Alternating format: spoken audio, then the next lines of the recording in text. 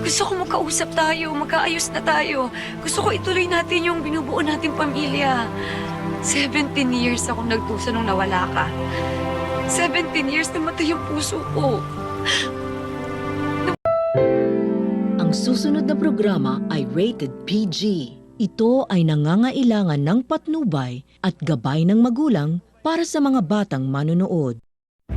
Patindi na po ng patindi ang mga eksena maging ang kaganapan na ating pagkatutukan at ating nga rin namang pagkasubaybayan dito lang sa ating pinagkakabangan at pinagkatutukan tuwing hapon na Mami Dearest. Simula pa lang din naman kasi ito nga rin naman kasing si Emma ay tila tatakutin nga rin naman itong si Olive o itong si Jade dahil nga rin naman sa nalaman nga nitong si Emma mula nga rin naman kay Flor na ito talagang si Jade ang nagtago nga dito kay Aling Ligaya at ayaw nga rin naman kasi nitong si Jade na malaman nga nitong si Emma ang sekretong tinatago niya.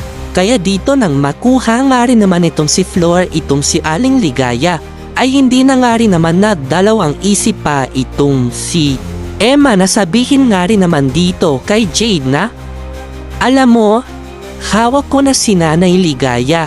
Dito nga rin naman ay nanlaki nga ang pangamata nitong si Jade na marinig nga rin naman ang sinabi nitong si Emma sa kanya.